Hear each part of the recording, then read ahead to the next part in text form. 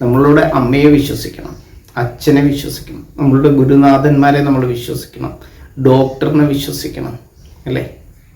നമ്മളുടെ രാഷ്ട്രത്തെ, ഈ പൈതൃകങ്ങളെ എല്ലാം നമുക്ക് വിശ്വസിക്കണം. ഈ മണ്ണിനെ, ഈ ജലത്തെ, വായുവിനെ, അഗ്നി, ആകാശത്തെ, അതിൻ്റെ ഗുണങ്ങളെ എല്ലാം, ആ ദ്രവ്യവിശേഷങ്ങളെയും എല്ലാം നമുക്ക് വിശ്വസിക്കാൻ കഴിയണം.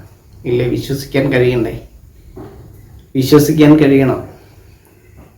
ഈ ദ്രവ്യമാണ് ദൈവം. ഈ ദ്രവ്യവിശേഷങ്ങളാണ് നമ്മളെ മുന്നോട്ട് നയിക്കുന്നത്. മണ്ണ്, ജലം, വായു, അഗ്നി, ആകാശം എന്ന് പറയുന്ന പഞ്ചഭൂതങ്ങളിലൂടെ നമ്മളുടെ പഞ്ചേന്ദ്രിയങ്ങളിൽ വേദ്യമാകുന്ന സ്പർശം, രസം, ഗന്ധം, രൂപം, ശ്രവണം എന്ന് പറയുന്ന 5 ദ്രവ്യവിശേഷങ്ങളെ നമ്മളുടെ ജീവിത വിശേഷങ്ങളാക്കി മാറ്റുന്ന നമ്മളുടെ അറിവിനെ നമ്മൾ വിശ്വസിച്ചേ പറ്റൂ.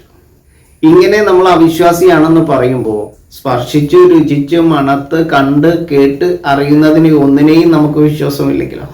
വിശ്വസിക്കണ്ടേ? ഇപ്പം നമ്മൾ അവിശ്വാസിയാണ് എന്ന് പറയുന്നത് വലിയൊരു കാപട്യമാണ്.